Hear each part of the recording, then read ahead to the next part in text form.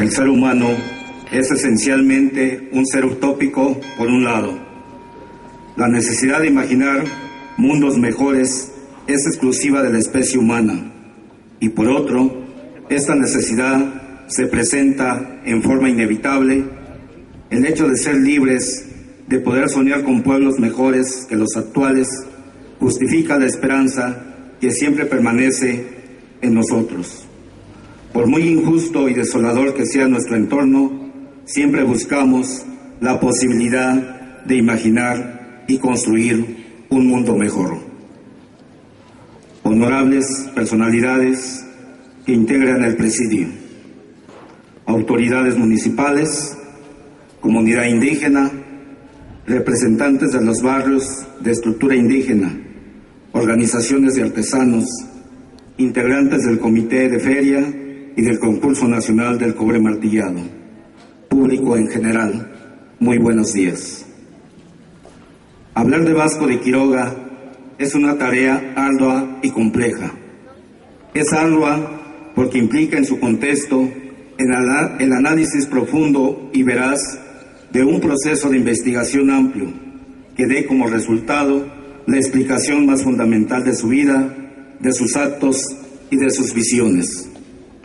Es compleja porque debe de abarcar en su narración un sinnúmero de elementos y conceptos que describan a través del tiempo la correlación existente entre la identidad cultural de un indigenismo puro y la orientación nueva de otra cultura que transformó por medio de la conquista la cotidianidad de los pueblos, particularmente los de Michoacán.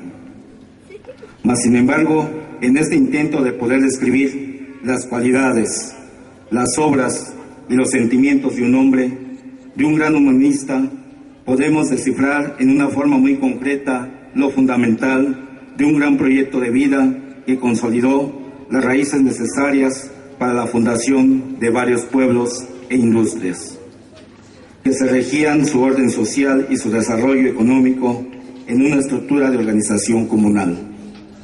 Este proyecto de vida fue considerado como una utopía al idealizar o representar una alternativa de vida muy diferente a la que realmente existía.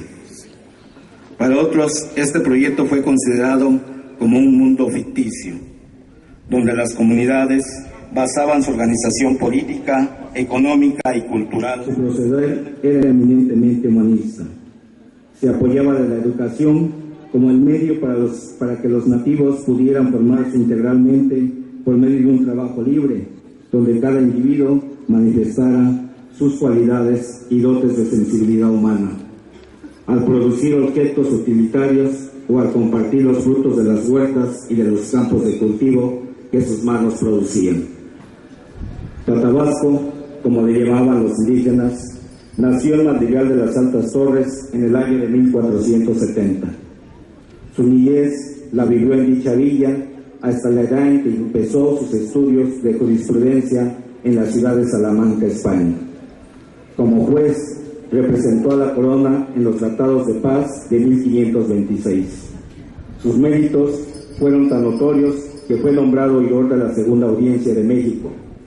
A nuestro país llega en el año de 1531 y funda 2 hospitales pueblos, uno en el Estado de México y otro, el más importante, en Santa Fe de la Laguna, en el Estado de Michoacán.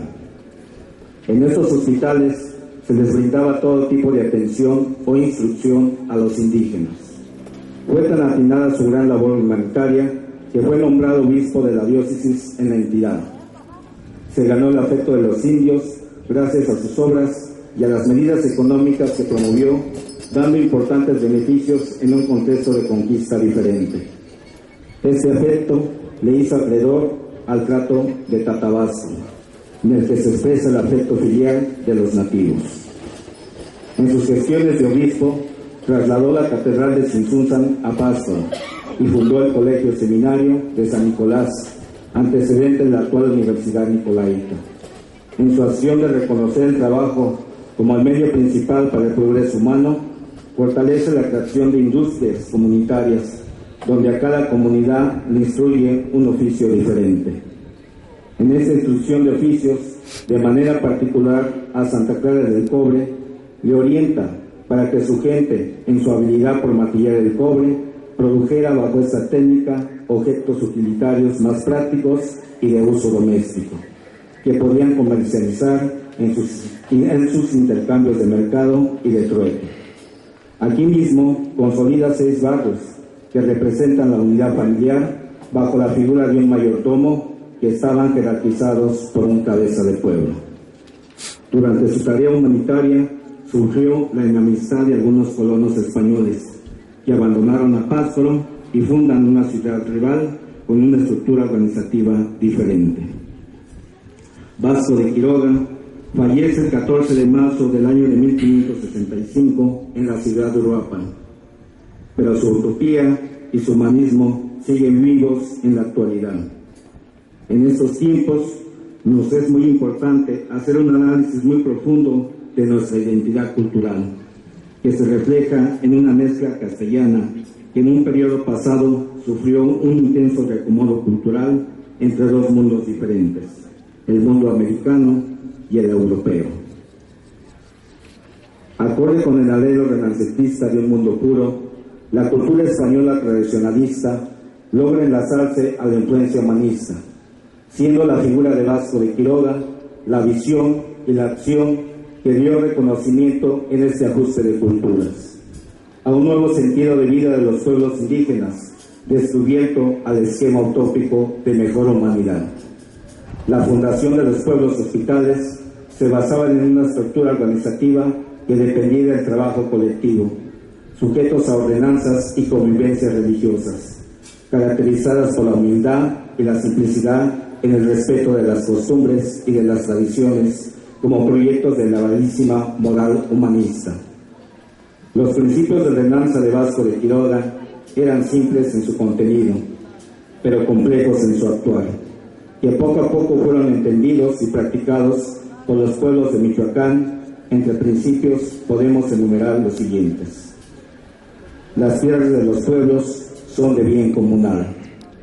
La familia es la institución indígena amplia y fundamental que está guiada por un mayordomo adulto.